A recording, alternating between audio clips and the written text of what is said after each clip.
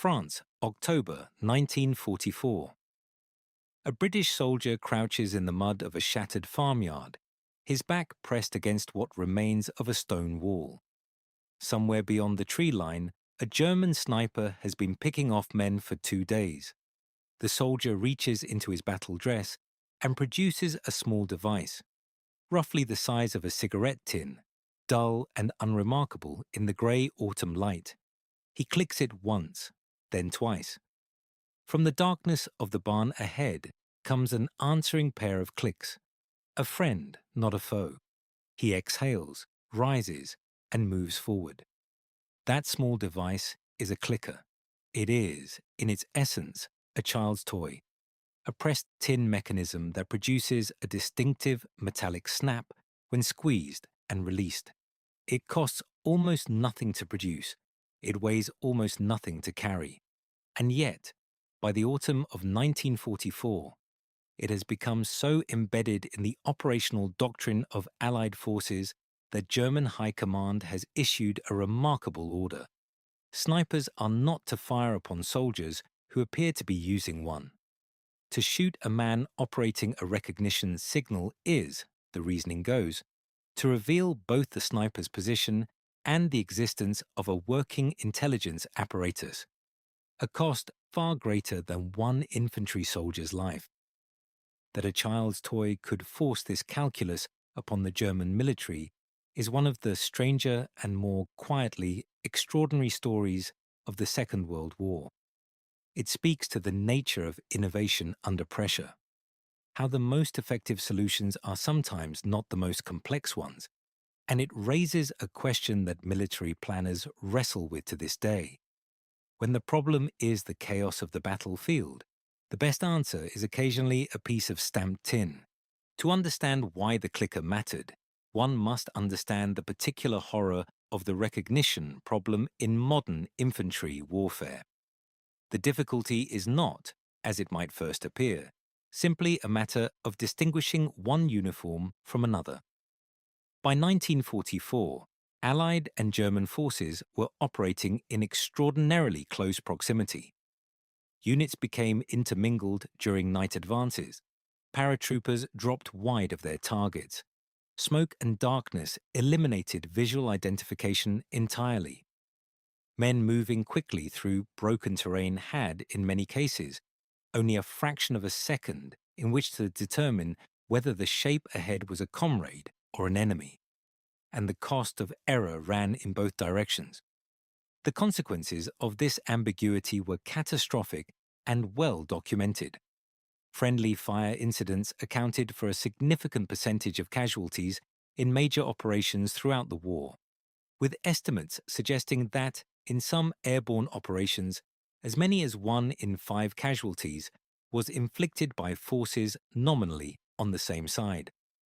Night operations were particularly brutal in this respect. Units trained to shoot first and identify second, because the alternative was to die, found themselves unable to trust the very darkness that was meant to conceal them. Existing solutions had failed to solve this problem adequately. Visual recognition signals, colored panels, distinctive arm markings, specific uniform elements were easily observed and replicated by enemy forces. Verbal passwords worked in theory but demanded a stillness and a silence that combat rarely permitted.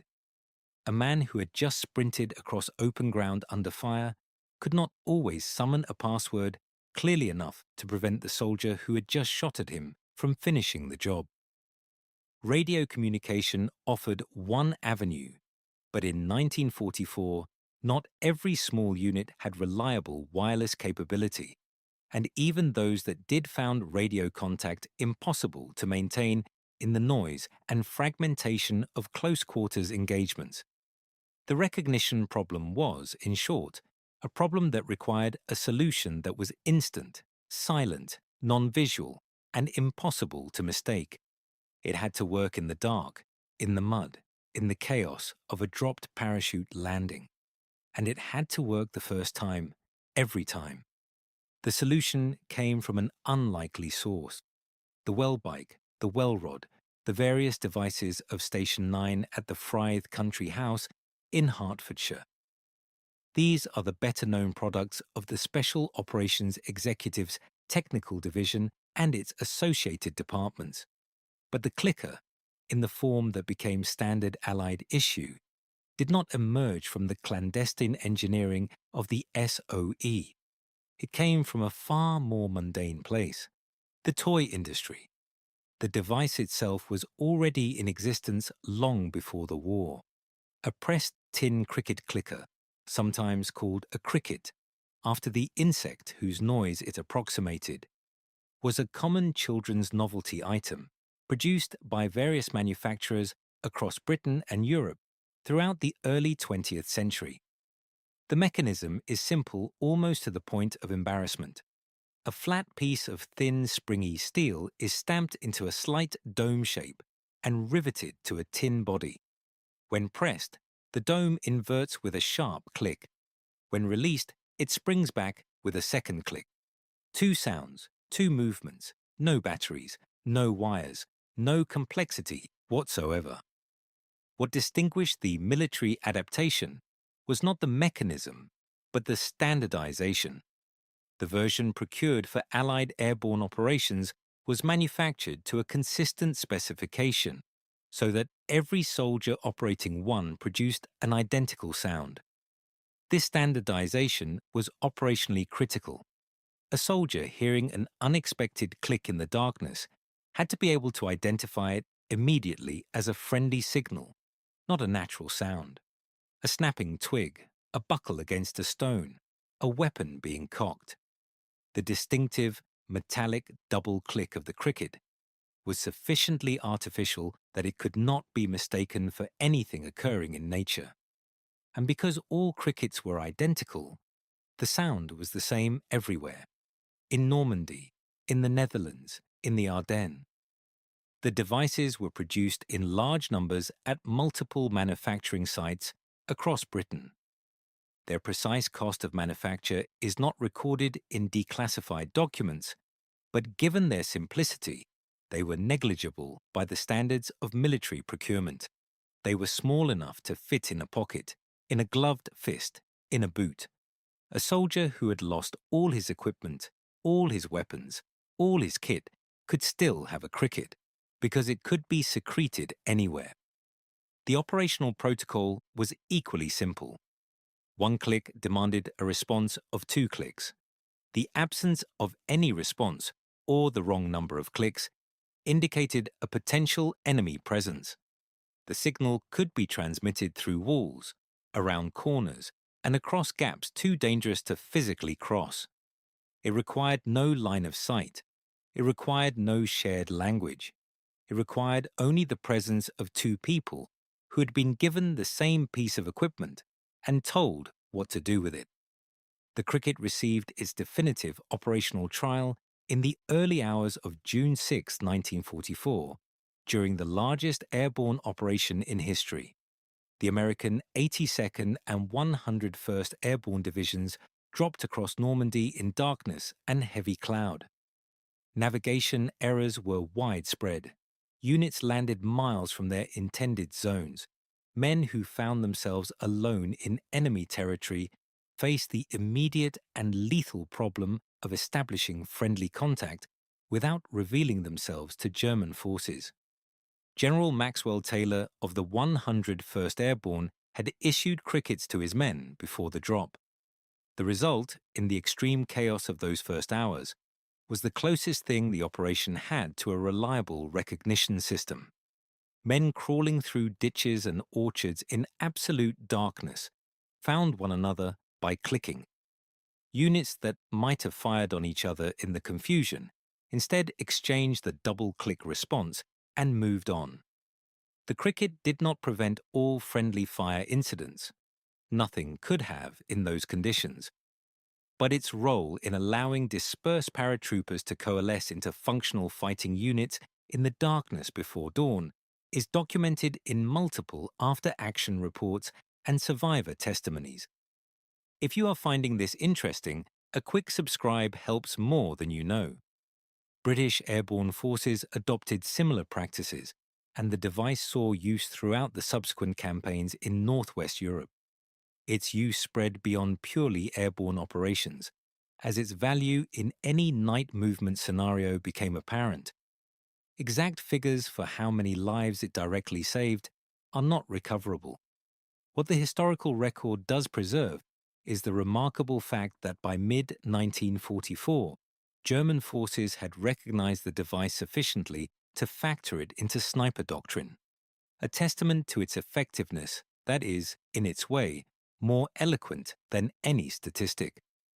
The Germans had their own recognition solutions, and a direct comparison illuminates what made the cricket effective by contrast.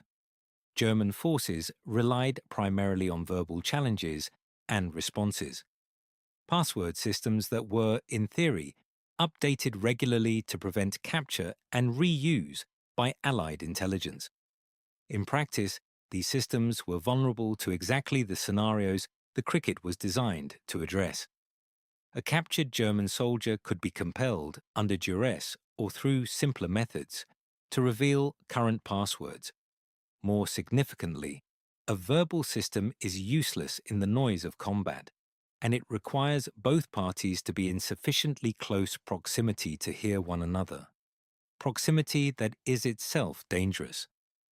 The Americans produced their own recognition procedures, some of which involved written codes and specific gestures. These were, again, more vulnerable to compromise and more difficult to operate in darkness and confusion than a simple mechanical device. The British cricket had the advantage that it was self-contained. The signal was the device itself. There was no code to remember, no procedure to execute under stress, no information that could be extracted and used against the forces that carried it. Some accounts suggest that German forces made attempts to obtain crickets from captured Allied soldiers and use them in turn. This was anticipated in the doctrine surrounding the device. Its value depended in part on the assumption that only Allied forces carried it, and unit-level protocols required soldiers to be alert to the possibility that a clicking sound might originate from enemy hands. The layered precautions, the requirement for the correct number of responding clicks, the physical context of the signal, meant that simply possessing a cricket was not sufficient to fool a well-trained soldier. The device was a tool, not a solution. It amplified the soldier's ability to make quick recognition decisions, rather than replacing that judgment. No Allied power adopted the cricket more broadly than the British and American airborne forces. Soviet forces used different recognition methods suited to their operational context. The French resistance employed a variety of improvised signals. The cricket remained, throughout the war, a specifically Allied innovation that found its fullest expression in the airborne operations for which it had been standardized. The historical impact of the cricket is genuinely difficult to quantify. Military historians approach it with appropriate caution.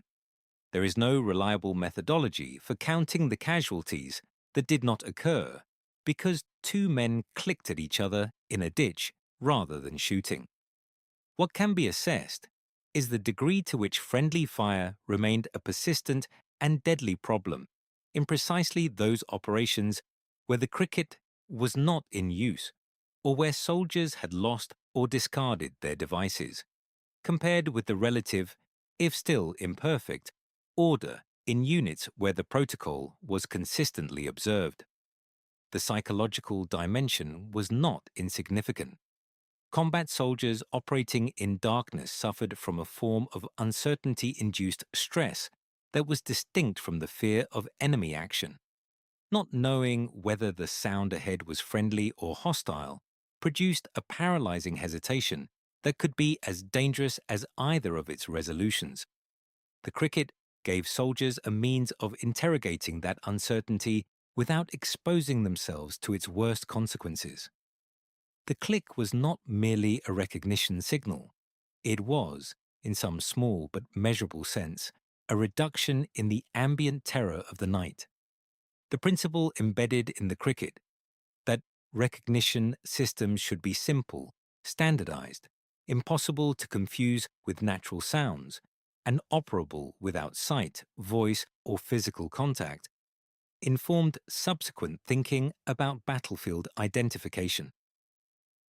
The challenge of distinguishing friend from foe did not end with the Second World War, and the solutions that have followed in the decades since, however technologically sophisticated, trace their conceptual lineage to the same problem the cricket was designed to solve. Surviving examples of the wartime cricket can be found in the collections of the Imperial War Museum in London, the Airborne Assault Museum in Duxford, and various private collections held by families of veterans. They are small, brown with age, and wholly unimpressive to look at. A visitor to the Imperial War Museum who passes one in its case without pausing would be forgiven. There is nothing about the object that suggests its history. Return, for a moment, to that farmyard in France. The soldier who clicked his cricket and received the answering signal went on to the rest of his war. He crossed the farmyard, found his section, and continued to fight. He may not have thought of the device as anything other than a piece of issued kit. Standard equipment, no more remarkable than his toggle rope or his mess tin. The quiet click that answered him in the darkness did not announce itself as a small marvel of military innovation. It was just a sound. But that sound represented the distillation of a hard lesson learned in thousands of engagements across every theater of the war, that the most dangerous enemy a soldier faces in the darkness is not always the man ahead of him, but the uncertainty about whether that man is ahead of him at all. The cricket was the answer to that uncertainty. Not a perfect answer, not a technological triumph, but a clear-eyed, practical, and effective one. It is worth dwelling on what this simplicity implies. In a war defined by industrial-scale engineering, by tanks and aircraft and artillery of staggering complexity, the problem that haunted the infantry soldier at night was solved by a piece of stamped tin that could be manufactured by any factory capable of producing children's toys. The factories that made the cricket also made spinning tops and tin whistles. The genius of the solution was not in any technical breakthrough. It was in the recognition that the battlefield problem was not technical, but human. That under stress, at night, with frozen fingers and a racing heart, a soldier needed something that worked immediately and without thought. The German snipers who were ordered not to shoot at men using recognition devices understood something important about the cricket, even as they watched it from their concealed positions. They understood that it represented a form of order imposed upon chaos, and they understood that to disrupt that order without understanding it fully was to risk revealing more about their own capabilities than they wished to concede. That is a remarkable tribute to a piece of tin stamped into the shape of a dome and sold before the war to children for pennies. Sometimes the most consequential weapons are the ones that do not kill anyone at all.